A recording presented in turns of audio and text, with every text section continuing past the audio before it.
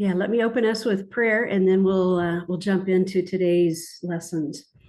Father, we just thank you for this day. God, we thank you that you are alive, God, that you are active, that you are involved greatly in our lives, Lord, in our world. Father, thank you for these stories that we've been able to look at over the last few centuries, Lord, especially of revival, times that you've really broken in, God, and just really done the work that only you can do to return us to you. Jesus, thank you that you continue to pour out your spirit, Lord, that you continue to confirm your word, that you continue to woo and draw us into relationship with you, God. You truly are not only the creator and designer, but you are the one who fuels our lives with all goodness, Lord. Lord, help us to, even in this hour, God, to continue to learn more of you. In Jesus' name I pray. Amen. So yes, today is going to be our last session. And so the focus on the evangelical boom and revival today. I'm going to spend this first section just talking about Billy Graham. And we're all of an age that we've either got to hear him while he was alive or with all the recordings and things that were done, being able to, hear many of his sermons and things still today and see some of what he did. Billy Graham was born on November 7th, back in 1918. He grew up on a dairy farm in North Carolina. Having grown up on a dairy farm during the Great Depression, Billy learned the value of hard work from an early age. During that time, he also fostered a love for reading. His parents were Christians, so he also grew up learning the fundamentals of Christianity. However, he did not make a personal decision to follow Christ until the age of 16. Earlier that year, in May of 1934, Graham's parents had hosted an all-day prayer meeting of some local businessmen on their farm. Graham's father recalled that one man prayed, and this is a specific quote, that out of Charlotte, the Lord would raise up someone to preach the gospel to the ends of the earth. In the fall of the year, a group of local pastors had invited Mordecai Ham to hold a series of revival meetings in Charlotte, North Carolina. Ham was a famous evangelist of that day. And so in the midst of this, while Graham's parents went to hear Ham, Billy was not interested. In his autobiography, he wrote, "Everything I heard or read about him made me feel antagonistic toward the whole affair. It sounded like a religious circus to me. I did not want anything to do with an evangelist, particularly with such a colorful character as Dr. Ham. I told my parents that I would not go hear him." So during the course of this time, Ham had heard about some questionable activities that some local high schoolers were doing in a house across from the school. He called them out on this. In response, several students from the high school were planning on going to one of his meetings to cause disruption and to protest. This gave a friend of Graham's the opportunity he was looking for. This friend knew that if Billy would not go to hear Ham, but he might be able to convince Billy to go and see what would happen in a conflict, and it worked. So Graham agreed to go to one of the meetings. And he was transfixed in the midst of this meeting. He started going regularly to hear Ham speak. Billy Graham even recalled feeling deeply convicted of his sin, but also amazed at the way Ham described God's love for humanity. Eventually, on his 16th birthday, Graham responded to Ham's invitation to accept Christ. And you can see his decision card here. After high school, Graham attended Florida Bible Institute, where he graduated in 1940. At that time, he was ordained as a minister by the Southern Baptist Convention. From there, Graham enrolled at Wheaton to study anthropology and graduated from there in 1943. Graham felt called to an evangelistic ministry. So in 1945, he became the first full-time staff member for Youth for Christ, which was a non-denominational evangelistic organization focused on youth and military personnel. In his role, he frequently preached in rallies across the United States and Europe. As you read in the text, Graham was struggling with some personal doubts at the time. A friend of his, Charles Templeton, had started to question the authority of the Bible. Eventually, these questions came to a head. In 1949, he was preparing for an evangelistic rally in LA, larger than any other he had conducted up to that point. However, he felt that if he could not trust the Bible, he had no business leading this rally. So Graham went on a spiritual retreat in the San Bernardino Mountains of Southern California to sort through these questions. During that time, he decided to set aside his doubts and focus on preaching the simple gospel message. In other contexts, you can read far more in detail what his struggle was and how the Lord helped him through that. The rally in LA is considered to be the true beginning of Graham's evangelistic ministry. While it was originally scheduled to last 3 weeks, it extended to 8 weeks. Night after night, thousands of people came out to hear Graham speak in the huge tent that had been set up. William Randolph Hearst, who had built the largest newspaper in the nation, called on his staff to, quote unquote, puff Graham, because he had heard him speak and considered him to be a dynamic preacher. As a result, the LA Crusade launched Graham into nationwide fame. Graham's rallies came to be known as crusades. He went on to host a 12-week crusade in London in 1954 and a 16-week crusade in New York in 1957. For the next several decades, Graham held similar events around the world, including India, Africa, Australia, South America, the Middle East, Europe, the Soviet Union, China, and North Korea. These crusades would often have a profound impact on a city. Pastors reported all the signs of spiritual awakening. New believers would excitedly tell their friends about their newfound faith. Apathetic Christians gained a new desire to seek Jesus in a meaningful way. Throughout this time, Graham was interested in how he could use modern technology to advance the gospel. He started by using radio to air a program called Songs in the Night in the 1940s. Then in 1957, during his crusade in New York, Graham purchased time on television and began to air his crusades on TV. In 1989, he began to use satellite technology to extend his live preaching to 185 countries and territories. Through his crusades and his use of technology, it's said that Billy Graham had preached to more people than anyone in the history of the world. So what role then did prayer have in his ministry?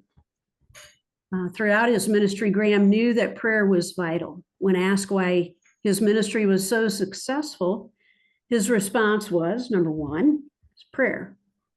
Number two, prayer. Number three, prayer. Similarly, when asked what will make a successful crusade, Graham said that there would only be success if it was born in prayer, bathed in prayer, and built on prayer. Prayer was considered foundational for all of Billy Graham's crusades. First, prayer was central to the beginning of a crusade. Graham would go where he was invited, and his invitation started with simple prayers of a handful of local people who wanted to see their community impacted for Christ. Victor Ham, who was the vice president of Crusade Ministries at Billy Graham Evangelical Association, said this: "You cannot organize prayer. You can hold prayer vigils, you can have prayer meetings, you can have days of prayer and fasting, print prayer cards, but you cannot organize prayer. Prayer needs to come out of a broken heart. Then it's true prayer. Every evangelistic effort usually starts within a broken heart of one person." I thought that was a really interesting description of organized prayer. That organized prayer is that you can't organize prayer, because prayer is really what comes from a broken heart. Just something to think about there. Once Grant decided to go to a city, prayer was a vital aspect of organization, just as vital as any other step, such as renting a space or printing advertisements. An article was written in the Oklahoman, which is a newspaper in Oklahoma, prior to the 1983 Oklahoma Crusade. One of the first things noted by author Glenn Bayless was, between now and October 23, other thousands will participate in home prayer groups, training to become counselors, rehearsing for the choir of 1,500, training to be ushers, and raising funds to pay expenses. But before mentioning the fundraising or other tasks, prayer was considered to be the first of importance. He goes on in his article to interview William R. Yinger, who was acting as general chairman of the committee to organize the Oklahoma Crusade.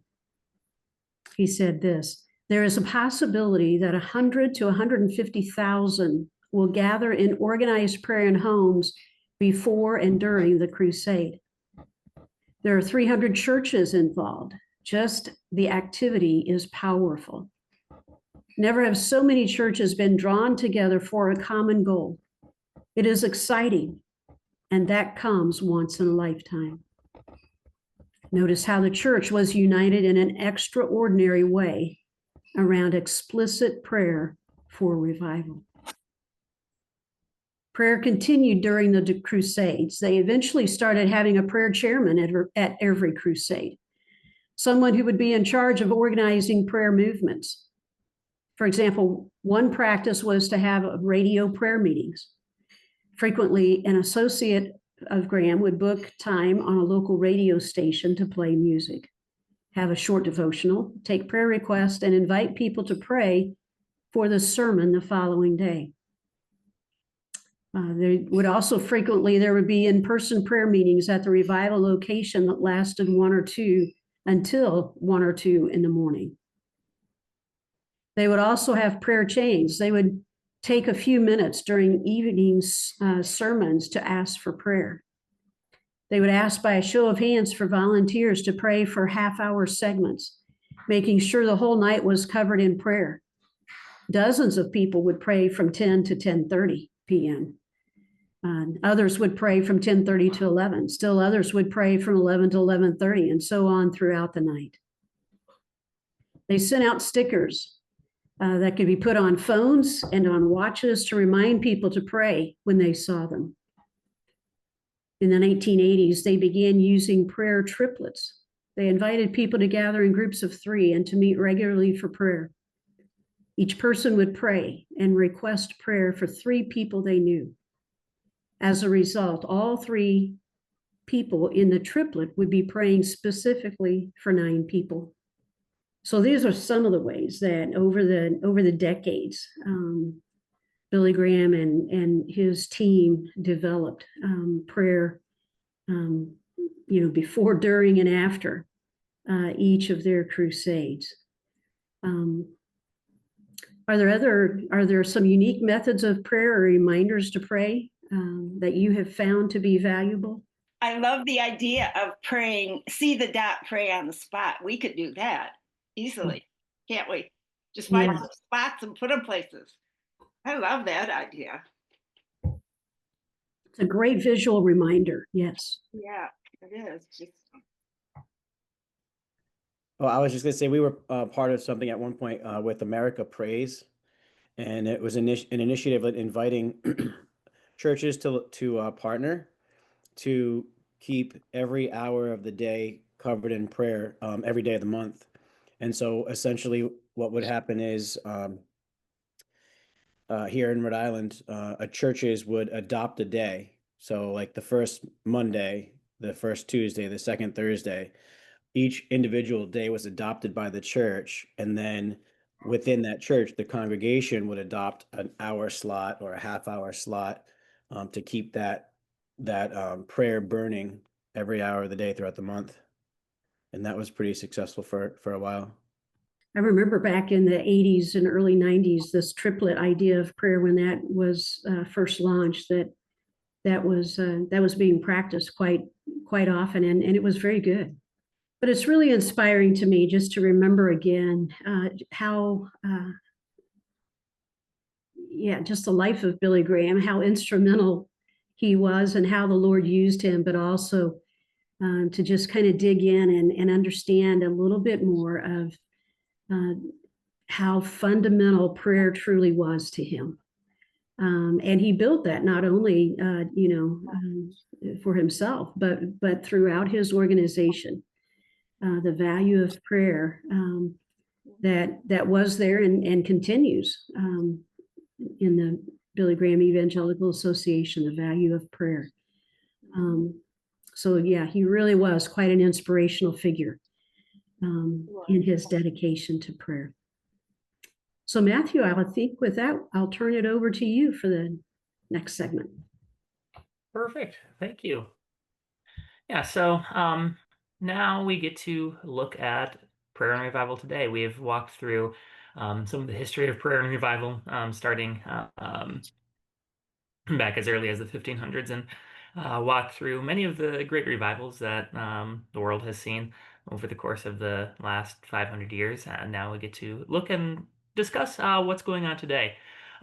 So I want to spend a few minutes, like I say, looking at some of the stirrings of revival in the world today. But before jumping in, I think it's important to note that it's often difficult to say if something is a revival in the midst of the events themselves. It's often only when looking back on a series of events that we can say, yes, that was God reviving that community. Some of what we're looking at today is, like I say, stirrings of revival. It might be signs of revival popping up, but I think right now at this time, we might not necessarily know what exactly it is that God is up to. Whereas 15 years from now, we might be able to look back and say, yes, I see it now. I understand what was going on there.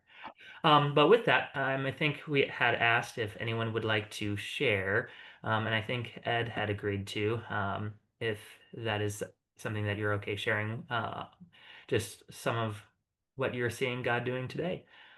Well, I'm trying to think of where to kind of set the context. So I serve a ministry now, which is a partnership. It's a network of churches in mainly Rhode Island, which is like southern New England area.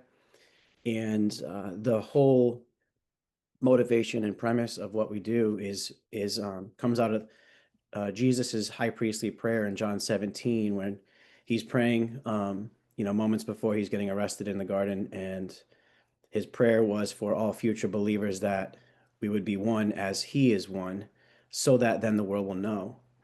And so our focus is really on that oneness and helping the church's relationships, the leaders' relationships to be strong and to heal, so that we really can really be one church. Ephesians 4 talks about how when the whole body from Christ, the whole body is held together by every supporting ligament, then the body can grow and build itself up in love. And it's those ligaments that help it to be able to operate and move and mold without kind of falling apart. And so we see the work as healing and establishing those ligaments where they've kind of fractured off. In this part of the country, I can't speak as much for others, especially in decades gone by. There's just been so much isolation and independence and division amongst local churches that are really not that far apart. And so we have congregations who from different churches that are neighbors and living together, and yet they kind of fraction off to go and worship. So it's kind of the opposite of what Jesus prayed for. He wanted us to be one as he is one. And so we're like, we found like the kids are going to the same schools. We're going to the same shopping marts. But when Sunday rolls around, everybody splinters off to go worship. And so our work is all centered around how can we bring healing to that? How can we bring attention to that?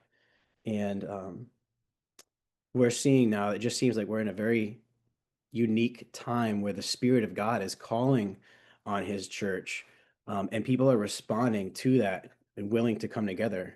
And we've done a few things over the past. I had mentioned the America Praise initiative, and that worked for quite a while, and it kind of fizzled off and lost some momentum.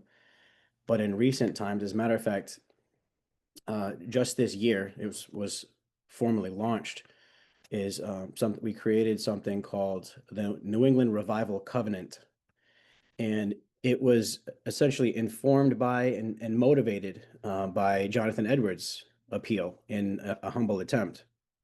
And so kind of the premise for the Revival Covenant is that it's an agreement that, okay, we recognize that the church is in kind of a dire state at the moment, and we need God. Only God is the only one that's going to be able to sweep in and kind of bring the healing and renewal that we really need. So we need revival. We recognize we need extraordinary prayer for revival. We need visible, united, extraordinary prayer. And then on top of that, we need a strategic, sustainable rhythm of visibly united, extraordinary prayer for revival. And then with this covenant, gives us an explicit agreement to a strategic, sustainable rhythm of visibly united and extraordinary prayer for revival. And so we have been, this was created, it was kind of spearheaded by one individual, and it was shared out with leaders across New England to get feedback and help to form it together. And then since it was finally kind of stamped, it was in the spring of this year, in May is when it was kind of launched out into groups in New Hampshire, in Boston, here in Rhode Island, and groups have started to kind of sign on. And essentially, what the covenant is, it's just an acknowledgement that we need God for these things, and I am committing myself to go seek the face of God for renewal and strength, and for His hand and favor. And so, what the agreement is for is on 4 different levels. It's covenanting to pray on a daily basis, personally, every day in our own personal lives, once a week with our local church, once a month with folks from outside of just our own local church. So a multi-church prayer or worship, or gathering some folks from other churches and being able to pray with them. And then once a year, gathering more on a regional scale to see God and to cry out to Him with a larger group. And so it's those 4 things: daily, weekly, monthly, and then once a year. And thus far, it's been received with like really well. It seems to be received with favor, and people have started to sign on. I think there's around 80 or 85 churches and individuals that have signed on at this point, and we're just kind of waiting and watching as the Lord stirs the heart of His people and what He's going to do in response to people committed to pray at this level. Interestingly, we just held a one-day conference in September 20th, so just last month, and it was held in Attleboro, Mass, right over the Rhode Island line into Massachusetts. And at this conference, we had over 60 churches and ministries represented, and the conference was based around the Revival Covenant. It was introducing it, talking about the revival, and actually the cost of revival. It comes at a cost. That's one of the things that we covered in this course. and David Thomas from Asbury Seminary came and shared, and Sam Gibson from New York City came and shared, and we had some folks from New York City. We had some folks from Saskatchewan, Canada. And some of the feedback that we've gotten from these folks is actually not only are the New England constituents, the churches here, taking hold of the covenant, but these folks that came down from Canada are now working on and exploring a revival covenant for Saskatchewan. And New York has done the same thing, saying, hey, maybe this is actually like kind of like a trellis, like a framework that we need to install over here for our churches. And so the Lord just seems to be blessing it, and it's all about prayer. And just like we're talking about today, that's the only way that things actually get accomplished. And so I think it's definitely seems to be something that the Lord has ordained and is now sharing far and wide. And I have great anticipation for what He's going to do with people as we come very intentionally. We're not just kind of hoping and assuming we're praying together with people around the region, but we're covenanting together to seek God because we are determined to see Him move in a new way. Fantastic. Yeah, that's really wonderful to just see some of that stuff that's going on in the world today. Thank you for sharing. It's all very interesting and very exciting to see how God is working through the prayers of His people, and how that passion and desire for prayer is spreading, which is, like you say, absolutely foundational to getting anything accomplished. Mm-hmm. Amen. Perfect. Perfect. So with that, unless if anyone else had something that they want to share, or if they had any questions for Ed, we can go on and continue to talk about some other points of potential revival that are going on in our world today. Are you going to mention the global days of prayer? I was not going to, but if you would like to take a few minutes to discuss that, that would be Yeah, I can do that just quickly. perfect. And it's, if you go to 110cities.com and then go to, I think it's the religions. There are actually, the last few years, we've been doing 4 global days of prayer. One for the Buddhist world, for the Muslim world, for the Jewish world, and for the Hindu world. So actually right now we're in the midst of praying for the Hindu world. So on Monday, there's going to be a global day of prayer for the Hindu world. And what's been happening is that this invitation has been going out across the nations, and key leaders meeting specifically even with underground house church networks.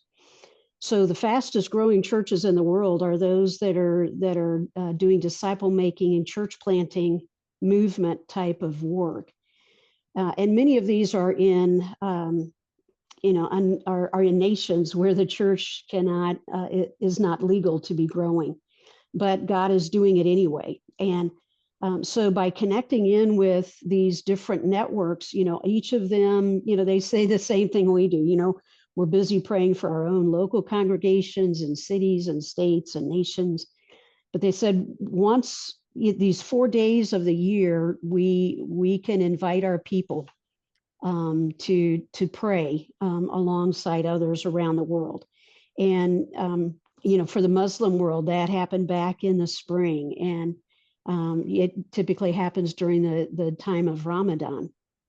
And especially in the last 10 years and even the last 5 years, the highest numbers of Muslims turning to Christ in history has been happening.